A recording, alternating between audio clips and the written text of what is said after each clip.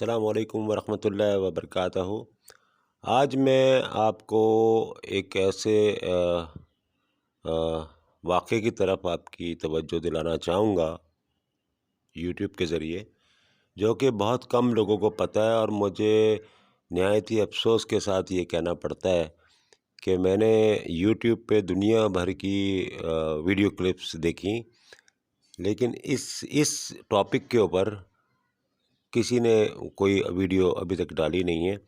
اور ہمیں اس چیز کو بھولنا نہیں چاہیے، اور ان لوگوں کو نہیں بھولنا چاہیے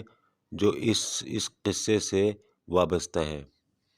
میں آپ کی توجہ ایک ایسے واقعے کی طرف لے کے جا رہا ہوں جو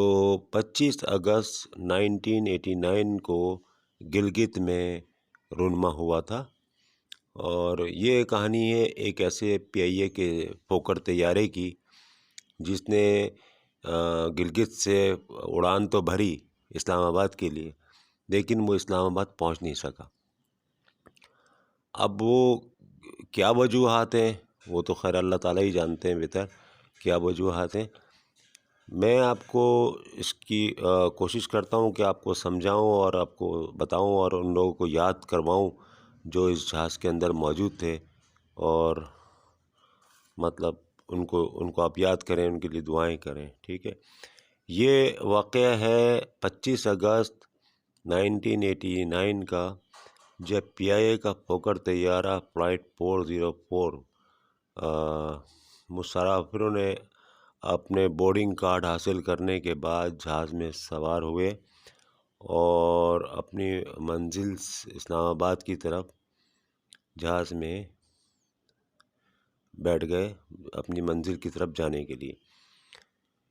جہاز میں سوار 49 مسافر اور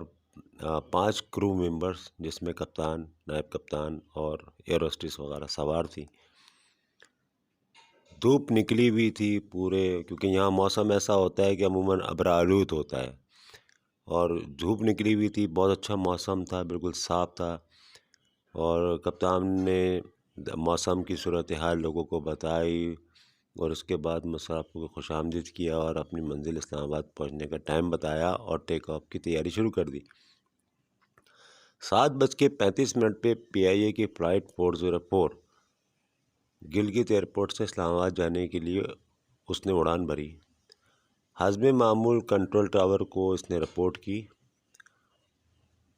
ابھی اس طیارے کو اڑے ہوئے 5 منٹ بھی نہیں ہوئے تھے کہ اچانک کنٹرول ٹاور کا رابطہ فلائٹ 404 سے منقطع ہو گیا۔ کنٹرول ٹاور نے جب یہ دیکھا کہ رابطہ منقطع ہو گیا تو اس نے اس کی اطلاع متعلقہ اداروں کو دی، اور اس کے بعد انتظامیہ حرکت میں آ گئی، پاک آرمی حرکت میں آ گئی،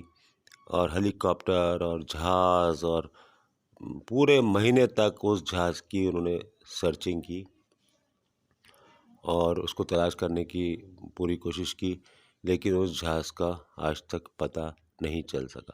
چپا چپا انہوں نے مارا، چپا چپا چھان مارا۔ اب سچویشن یہ ہے کہ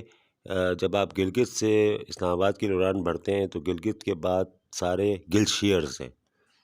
برف کے پہاڑ ہیں،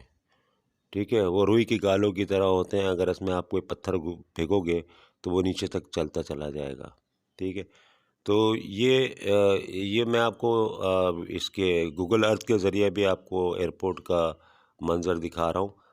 اور آپ دیکھیں کس طرح ایئرپورٹ ہے، اور کس طرح اگر آپ اوپر جاتے ہیں آسمان پہ تو آپ دیکھیں کہ کس طرح گلگت برف پیلے پہاڑ ہیں سارے، اور کس طرح مطلب سچویشن ایسی ہے کہ اگر ان پہاڑوں میں جہاز گرتا ہے تو پھر تو نہیں ملتا آپ کو، لیکن اگر کہیں پہاڑوں میں کہیں گرتا تو یہ نیچرلی نظر میں آ جاتا۔ تو لوگوں کا خیال یہی ہے کہ یہ جہاز جو ہے انہی گلیشیئرز کے اندر، کسی ایک گلیشیئر کے اندر اس کی تہہ میں موجود ہے، آج بھی موجود ہے۔ اور اس جہاز کا پورے مہینے تک انہوں نے پاک آرمی نے اس کو تلاش کیا۔ کچھ لوگوں کا خیال تھا کہ وہ راستہ بھٹک کر جو ہے اپنا وہاں چلا گیا تھا، انڈیا چلا گیا تھا، وہاں اس کو ہٹ کیا گیا، لیکن اگر اس کو وہاں ہٹ کیا جاتا تو اس کا ملبہ یا کوئی نہ کوئی گواہ دیکھتا کہ جی جہاز گرا ہے ادھر یا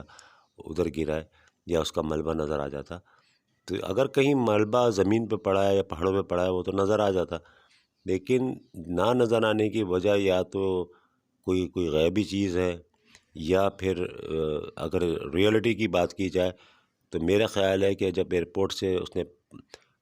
35 منٹ پہ 7:35 پہ اڑان بھری اور ٹھیک 5 منٹ کے بعد اس کا رابطہ منقطع ہوا، تو 5 منٹ کے بعد تو گلیشیئر آتے ہیں، برف کے پہاڑ آتے ہیں، جیسا کہ میں آپ کو گوگل ارتھ میں دکھا رہا ہوں، ٹھیک ہے نا۔ تو میرا جہاں تک اپنی رائے ہے کہ یہ کسی گلیشیئر کے اندر ہی موجود ہے، اور اگر آپ تصور میں بند کر کے دیکھیں کہ ایک جہاز ہے، اس کے اندر مسافر بیٹھے ہوئے ہیں، ٹھیک ہے نا، اور اچھا باڈی تو خراب ہو نہیں سکتی برف کے اندر، اگر وہ جہاز برف کے اندر ہے تو باڈی تو خراب نہیں ہو سکتی، تو آج بھی میرا جہاں تک خیال ہے کہ جو جس طرح بیٹھا ہوا ہے اسی طرح بیٹھا ہوا ہوگا اپنی سیٹوں کے اوپر، ٹھیک ہے نا، بالکل سالم صورتحال ہوگی، کسی کی کوئی باڈی خراب نہیں ہوگی، کسی کا کوئی چہرہ خراب نہیں ہوا ہوگا،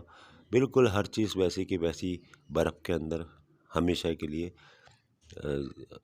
غائب ہو گئی ہے۔ اب یہ یا تو آنے والی نسلوں کو جس طرح ہمیں پرانے زمانے کی چیزیں ملتی ہیں، کھدائی کرتے ہیں تو آنے والے وقتوں کو پتہ چلتا ہے، تو شاید اللہ تعالیٰ نے اس کے لیے سیو کر لیا اس کو، کبھی